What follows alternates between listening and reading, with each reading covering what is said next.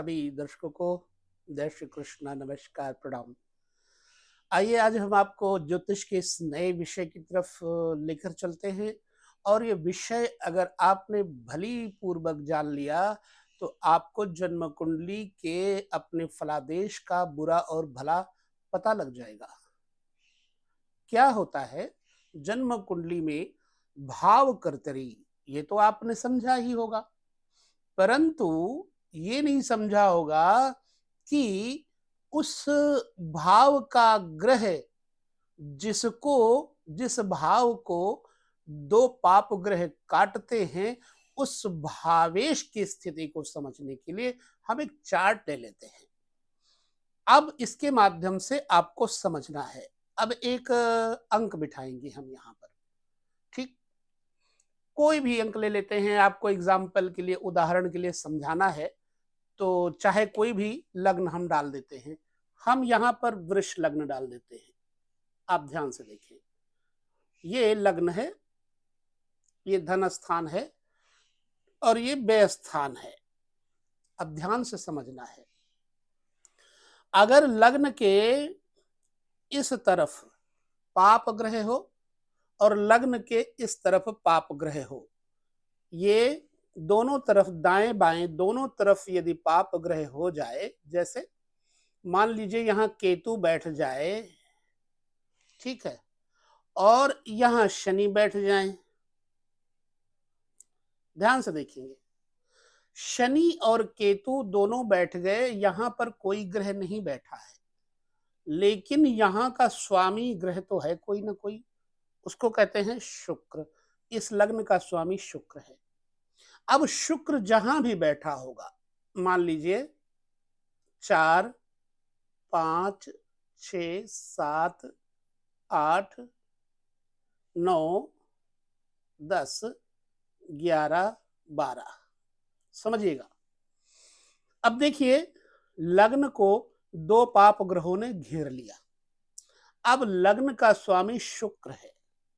शुक्र यहां पर कामोपभोग के लिए, चरित्र के लिए जाना जाता है। शुक्र आदमी को भौतिक सुखों को प्रदान करने वाला ग्रह जाना जाता है।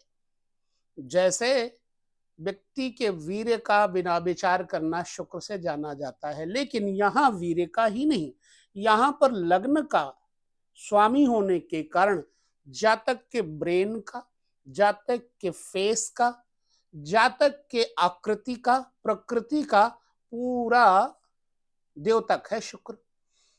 ये दो ग्रह यहां बैठ गए। अब शुक्र कहीं बैठ जाए, मान लीजिए शुक्र को हम बिठा देते हैं चौथे घर में, ठीक? शुक्र चौथे घर में। अब चौथे घर में शुक्र बढ़िया होता है, धन, वैभव, मकान, सब चीजों के लिए बढ़िया होता है। आप देखेंगे तो बोलेंगे भाई शुक्र चौथे घर में बैठा है, जातक के पास धन संपत्ति की कमी नहीं रहेगी। लेकिन आपकी ये बात अधूरी रह जाएगी। क्यों अधूरी रह जाएगी? क्योंकि ये ग्रह का जो मेन जो लग्न है, वृष एवं तुला, ये शुक्र, ये दोनों राशियों का अधिपति है।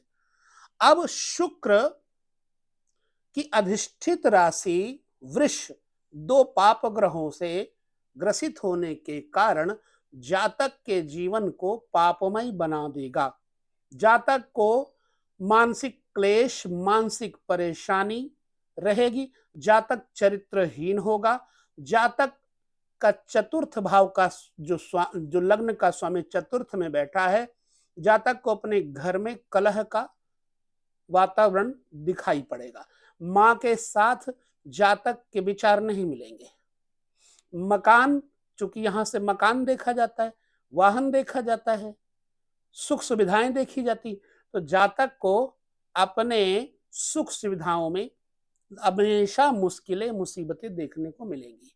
कारण सिर्फ इतना बना कि इसकी राशि, शुक्र की राशि शनि और केतु से ग्रसित हो गई। ये बड़ा बारीक विषय है। इसी तरह से अब इन दोनों ग्रहों से ग्रसित हुआ शुक्र जहां बैठेगा उस रिश्ते को खराब कर देगा।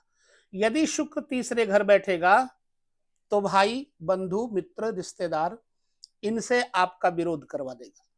यही शुक्र यदि पंचम बैठेगा तो धन संपत्ति का अचानक विनाश, पुत्रों से आपस में विग्रह, विवाद, झगड़ा और विद्याहीनता दे देगा। यही शुक्र छठे घर में बैठ जाएगा तो रोग और कर्जा, बीमारी, परेशानी, दुश्मन से घिरा रहेगा।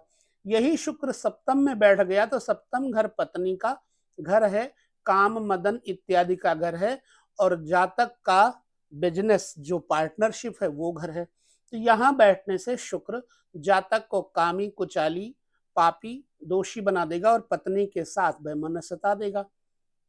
और ऐसी अवस्था में जातक की पत्नी के साथ जातक का विचार नहीं मिलेगा।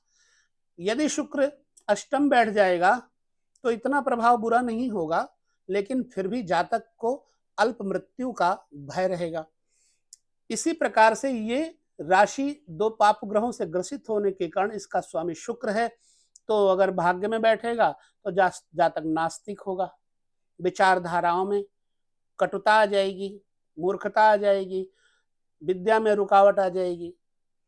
यही शुक्र यदि दसम भाव में बैठ जाएगा तो पिता के साथ, व्यापार के साथ घाटा होगा, पिता के साथ अनबन रहेगी। ये शुक्र अगर 12वें घर में बैठ गया शनि के साथ में, पाप ग्रह के साथ में, तब तो बेड़ा ही गर्क हो जाएगा, बेड़ा साफ हो जाएगा, परेशानी हो जाएगी। जातक दुश्चरित्र, वेश्यावृत्ति वाला बनेगा और अपने धन संपत्ति जातक वेश्याओं के नाम लिख दे कहो, और जातक ऐसी अवस्था में खुद निर्धन होकर के दर दर भटकता फिरता रहता है। जातक अपने जन्मभूमि से बाहर भटकता रहेगा, शराब, शबाब, कबाब इत्यादि में। तो इस अवस्था को आपने समझ लिया होगा, आशा करते हैं। केवल इतनी गलती है, केवल इतना दोष है कि शुक्र इन दो पाप ग्रहों से ग्रसित हो गया। ये मैंने एग्जाम्पल के लिए आपको दिया है। बाकी अगर यहाँ या यहाँ पर भी एक ग्रह की राशि दो पाप ग्रहों के बीच में पड़ जाए तो वो भाव दूषित हो जाता है। इस दूषित भाव को समझाने के प्रयास में मैंने आपको वीडियो दिया है।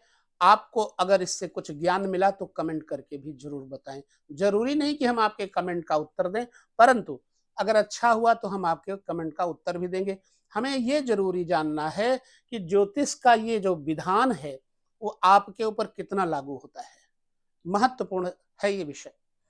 तो इस वीडियो में हम इतना ही आपको बताएंगे। अगले वीडियो में पुनः भाव करतरी, पाप करतरी, दोषों पर चर्चा करते रहेंगे। अभी तो नवमांश चक्र की कुंडली आगे पुनः आपको समझाएंगे। यहाँ इतना कह के आपसे विराम वीडियो में। नमस्कार, जय श्री कृष्ण, प्रणाम।